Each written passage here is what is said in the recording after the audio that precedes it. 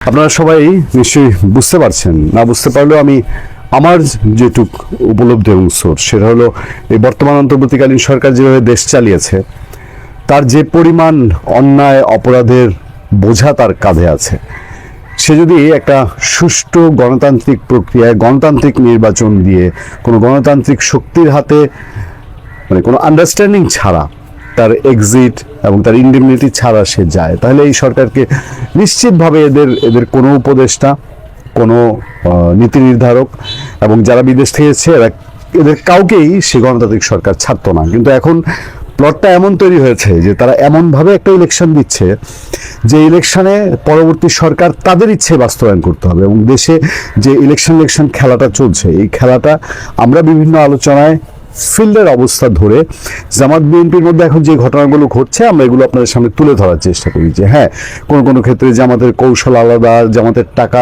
পয়সা সব কিছু, দেশে তো ব্যবসা বাণিজ্যের সবচেয়ে বড় প্রতিষ্ঠান এখন জামাতে ইসলামী, এটা যত না রাজনৈতিক দল তার চেয়ে বেশি ব্যবসায়িক প্রতিষ্ঠান হিসাবে তার একটা পুরো দেশের ব্যবসা বাণিজ্যের ক্ষেত্রে তার একটা সেট আপ। আমি আর মানে অত বিস্তারিত বলতে চাই না। আপনি বলেন যে ট্রেড, বাণিজ্য, বৈদেশিক বাণিজ্য, ইকুইপমেন্ট, মেডিকেল ইকুইপমেন্ট, সার, ব্যাংকিং খাত সবগুলোই তো জামাতের দখলে, ফলে তার এইসব স্ট্র্যাটেজি কাজে লাগানো তার সুবিধা হচ্ছে।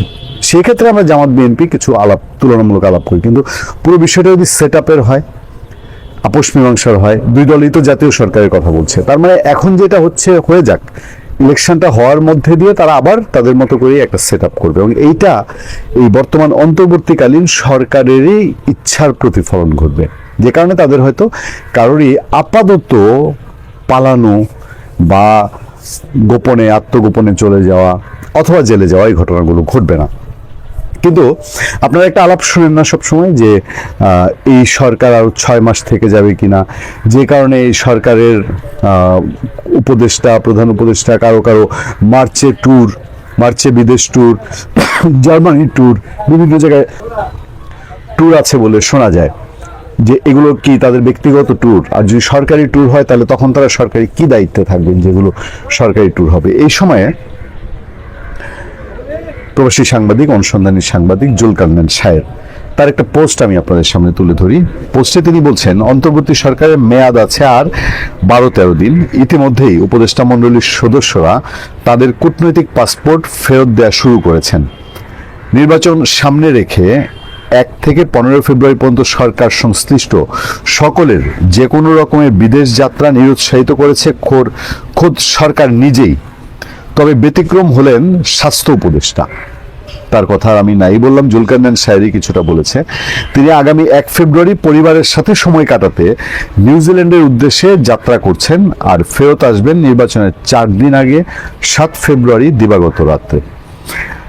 অন্তর্বর্তী সরকারের ব্যর্থ মন্ত্রণালয়ের মধ্যে জুলকারনাইন সায়ের বলছেন অন্যতম হলো নূরজাহান বেগমের স্বাস্থ্য মন্ত্রণালয়। আগামী গ্রামীণ ব্যাংক কোটায় উপদেষ্টা বনে যাওয়া এই নারীকে দেশের জনগণের নয় বরং নিজ স্বাস্থ্য সেবা গ্রহণে দেশ বিদেশ ভ্রমণে বেশি ব্যস্ত থাকতে দেখা গেছে। এই হলো জুলকারনাইন সায়েরের পোস্ট। তিনি আরও লিখছেন যে জানতে আগ্রহী অন্তর্বর্তী সরকারের শেষ সময়ে তার এই নিউজিল্যান্ড যাত্রার খরচ কি তিনি নিজে বহন করছেন নাকি জনগণের ট্যাক্সের পয়সা, প্রশ্ন করছেন। খুব স্বাভাবিক এই প্রশ্ন তোলা। এই ভদ্রমহিলা, এই যে নূরজাহান বেগম, আপনারা টেলিভিশনে বোধহয় কম দেখেন, কারণ সে তার মন্ত্রণালয়ে তার কোনো কাজ নেই। মানে আমার মনে হয় এই উপদেষ্টা মহলের সবচেয়ে কম কাজের মানুষটা হলো নূরজাহান বেগম। স্বাস্থ্য মন্ত্রণালয় সবসময় একটা ভাইব্রেটেড মন্ত্রণালয়, সারা দেশের কোটি কোটি মানুষের স্বাস্থ্য সেবা নিশ্চিত করতে চায়। আর বড় প্রশ্নটা আগে করি। বড় প্রশ্নটা হচ্ছে যে এই সরকার, অন্তর্বর্তীকালীন সরকার 17 মাস সময় পেয়েছে। 17 মাসে বাংলাদেশের স্বাস্থ্য খাতে কি করেছে আমি শুধু একটা উদাহরণ দিই। এর আগের সরকার তো বহু লুটপাট করেছে স্বাস্থ্য মন্ত্রণালয় নিয়ে। আমি সবচেয়ে দুঃখ প্রকাশ করি যে বাংলাদেশের জাতীয় 4 নেতার একজনের সন্তান মোহাম্মদ নাসিম, সেই সময় স্বাস্থ্য মন্ত্রণালয়ে যা হয়েছে, যে হইলুট হয়েছে, এটা বাংলাদেশের ইতিহাসে আর হয়নি, সবচেয়ে বেশি হয়েছে ওই সময়। আর আমরা শেষ তো এসে একজনকে পেয়েছিলাম, ডক্টর সামন্তলাল সেন, কিন্তু তিনি তো আর খুব একটা কাজ করার সুযোগ পাননি। এই মন্ত্রণালয়টা হাতে পেয়ে রুজান বেগম বলেন বা এই সরকার বলেন, স্বাস্থ্য মন্ত্রণালয়ে উল্লেখ করার মতো যে উত্তর দিবে যে আমরা 17 মাসে স্বাস্থ্য খাতে এই করেছি।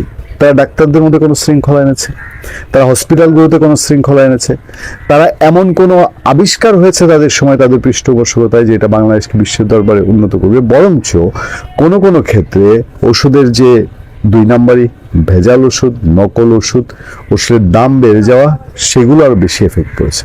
আচ্ছা, এই গেল স্বাস্থ্য মন্ত্রণালয়ের কথা। এই ভদ্রমহিলা তিনি নির্বাচনের মাত্র এই কয়দিন আগে উনি কেন আপনার 1 ফেব্রুয়ারি মানে 10 দিন 12 দিন আগে তিনি পরিবারের সাথে সময় কাটাতে যাবেন? এটা কি আমরা কোনো ভিন্ন চোখে দেখব? তিনি কি আবার নাও আসতে পারেন? তিনি কি তার পরিবারের সঙ্গে থেকে যেতে পারেন? মানে নির্বাচন সামনে, উপদেষ্টাদের ঘুম হারাম হয়ে যাওয়ার কথা, এক মুহূর্ত ঘুম থাকার কথা না, সেই জায়গায় একজন উপদেষ্টা এবং শক্তিশালী বড় মন্ত্রণালয়ের উপদেষ্টা তিনি যাচ্ছেন তার পরিবারের সঙ্গে ভ্যাকেশন কাটাতে। চিন্তা করা যায়? মানে খামখেয়ালিপনা, একটা দেশ একটা জাতিকে নিয়ে খামখেয়ালিপনা কোন পর্যায়ে গেলে পরে এরকম সিদ্ধান্ত আমরা জানতে পারি? আমার আরো আগ্রহ জেগেছে এই থেকে যে আরো কি কোনো উপদেষ্টা বিভিন্ন উসিলায় এই পিঠে চুলকানি হয়েছে, মাথায় খুশকি হয়েছে, চিকিৎসা করাতে সিঙ্গাপুর যাবেন? আবার কেউ কি হাঁসের মাংস খেতে, যে বাংলাদেশি হাঁসের মাংস হচ্ছে না, তার কি খেতে আমেরিকা যাবেন? এরকম কোনো কিছু ঘটে কিনা আবার খেয়াল রাখবেন। নির্বাচনের আর মাত্র হাতে গোনা কয়েকটা দিন বাকি, তারপরেও একের পর এক বড় বড় সিদ্ধান্ত নিয়ে যাচ্ছে ডক্টর ইউনূস সরকার। একের পর এক মেগা প্রজেক্ট হাতে নিচ্ছে। কারণ কি আসলে? এর পেছনে পশ্চিমাদের বিশেষ কোনো স্বার্থ সংরক্ষণের চেষ্টা রয়েছে, নাকি সরকারের বিশেষ কোনো মহলের বড় কমিশন বাণিজ্য রয়েছে, নাকি অন্য কোনো বিশেষ ডিজাইন মাথায় নিয়েই ইউনূস সরকার এগিয়ে চলেছে? অর্থাৎ ক্ষমতা দীর্ঘায়িত করা যেতে পারে সেই ধরনের কোনো প্ল্যানিং নিয়েই এই সব কিছু সিদ্ধান্ত নেওয়া হচ্ছে, অনেক বিতর্ক বা সমালোচনার পরেও। আমি কয়েকটা উদাহরণ তুলে ধরি আপনাদের সামনে। অনেক অনেক বিষয় আছে, তার মধ্যে কয়েকটা উদাহরণ তুলে ধরি। যেমন বিমান বাংলাদেশ এয়ারলাইন্সের জন্য 14টি বোয়িং উড়োজাহাজ কেনার বড় একটি ক্রয় প্রক্রিয়া দ্রুত গতিতে এগিয়ে যাচ্ছে। বোয়িং বিমানের নির্মাতাকারী প্রতিষ্ঠান কারা সে তো আমরা জানি, যুক্তরাষ্ট্রের। চট্টগ্রামের মিরেশ্বরায় ভারতের জন্য আওয়ামী লীগ যে 850 একর জমি বরাদ্দ দিয়েছিল ইকোনমিক জোন গড়ে তোলার উদ্দেশ্যে, ভারতীয় ব্যবসায়ীদের এখানে বিনিয়োগের আকৃষ্ট করার যেটি মূল উদ্দেশ্য ছিল, সেটি ইউনূস সরকার বাতিল করেছে। করতেই পারে, সেটি নিয়ে আমাদের কোনো আপত্তি নেই। কিন্তু সেখানে কি গড়ে তোলা হচ্ছে? এর আগে আমি আপনাদের জানিয়েছি, সেখানে অস্ত্র কারখানা গড়ে তোলা হচ্ছে, যেখানে আমাদের বাংলাদেশ অর্ডিন্যান্স ফ্যাক্টরি, সশস্ত্র বাহিনী নিয়ন্ত্রিত যেই সামরিক অস্ত্র কারখানা, সেটিতেই কাঁচামাল হলে মানে এই অস্ত্র কারখানা নির্মাণের স্থাপনের যে উদ্দেশ্য মিরেশ্বরায়, তার সবকিছুই সেখানে উৎপাদন সম্ভব। কিন্তু সেখানে নাকি দেশি বিদেশি বিনিয়োগ হবে নতুন এই কারখানাতে। কারা করবে বিনিয়োগ? কাদের পরামর্শ হচ্ছে? 118 জন আমলার পদোন্নতি দেওয়া হয়েছে তড়িঘড়ি করে নির্বাচনকে সামনে রেখে। কি কারণে? এবং একই সঙ্গে রাষ্ট্র নিযুক্ত একটি কমিশন সরকারি কর্মচারীদের বেতন বৃদ্ধি 142% পর্যন্ত করার প্রস্তাব করেছিল, যদিও তুমুল সমালোচনার মুখে এটি আপাতত স্থগিত করা হয়েছে। সংযুক্ত আরব আমিরাত ভিত্তিক ডিপি ওয়ার্ল্ডের সঙ্গে চট্টগ্রাম বন্দরের নিউমরিং কন্টেইনার টার্মিনালের কার্গো কার্যক্রম পরিচালনার সম্ভাব্য চুক্তির যে বিষয়টি রয়েছে, সেটিও সম্ভবত করে ফেলতে পারে অনেকের ধারণা। গত নভেম্বরে $550 মিলিয়ন লালদিয়া কন্টেইনার টার্মিনাল নির্মাণ ও পরিচালনার জন্য ডেনমার্কের এপিএম টার্মিনালসের সঙ্গে 33 বছরের চুক্তি করেছে। নভেম্বরে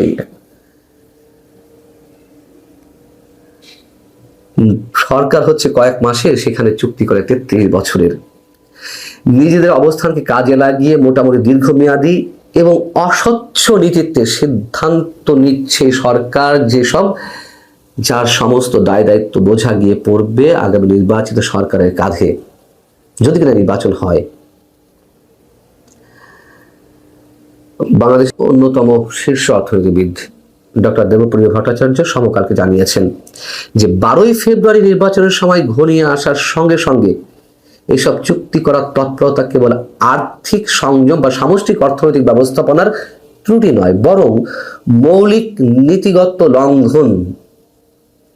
আবার বিশেষজ্ঞদের কেউ কেউ বলছেন এই সরকারের মেয়াদ শেষে উপদেষ্টা ও বিশেষ সহকারীদের কোনো জবাবদিহিতা থাকবে না, তারা চলে যাবেন। তাহলে দায়ী করব কাকে? মানে এই ইউনূস সরকার যদি বিদায়ও নেয়, যদি আমরা এখনো যদি বলছি, আমরা নিশ্চিত নই, তাহলে পরবর্তী সরকার যে একটা হসপস অবস্থার মধ্যে পড়বে, সামাল দিতে পারবে কিনা, তার জন্য কাকে দায়ী করবো? এই সরকার তো চলে যাবে।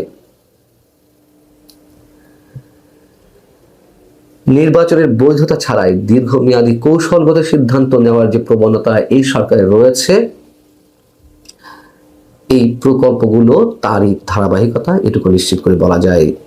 যেমন উড়োজাহাজ কেনার বিষয়টি, বোয়িং উড়োজাহাজ কেনার যে সিদ্ধান্ত, সেটি কেন নেওয়া হয়েছে? যা শোনা যাচ্ছে যে বাংলাদেশের পোশাক রপ্তানিতে ট্রাম্প প্রশাসন যে 37% পর্যন্ত শুল্ক আরোপ করেছিল, সেটির দেন দরবার করে 20% নামিয়ে আনা হয়েছে।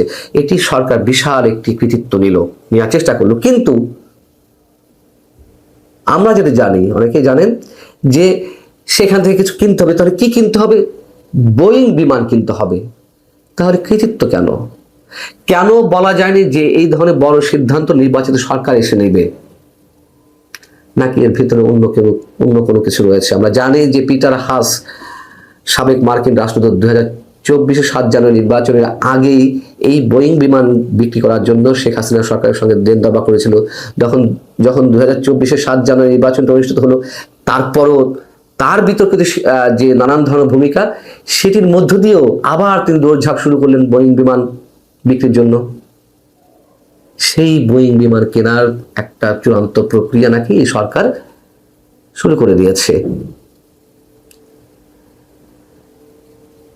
তাছাড়া বোয়িং এবং এয়ারবাসের মধ্যে তুলনামূলকভাবে বিশ্লেষণ ছাড়াই এই চুক্তি হতে যাচ্ছে। আমরা জানি যে এয়ারবাস কেনারও একটি পরিকল্পনা আওয়ামী লীগ সরকারের ছিল, চূড়ান্ত পরিকল্পনা। যেহেতু বোয়িং নানানভাবে প্রশ্নবিদ্ধ হয়েছে, এখন সারা বিশ্বে মোটামুটি এয়ারবাসই রাজত্ব করছে ফ্রান্সের, তারপরও এইসব সিদ্ধান্ত নেওয়া হচ্ছে। এবং আমরা দেখলাম যে এই বিমানের পরিচালনা পরিষদেই তিনজন ব্যক্তিকে বিশেষভাবে নিয়োগ দেওয়া হলো। কাকে নিয়োগ দেওয়া হলো? সেই বহুল বিতর্কিত নিরাপত্তা উপদেষ্টা ডক্টর খলিলুর রহমানকে, প্রধান উপদেষ্টা একজন বিশেষ সহকারী ফয়েজ তোয়েবকে, আর দেয়া হলো কাকে? নির্বাচন কমিশনের সচিবকে। কি আশ্চর্য বিষয়!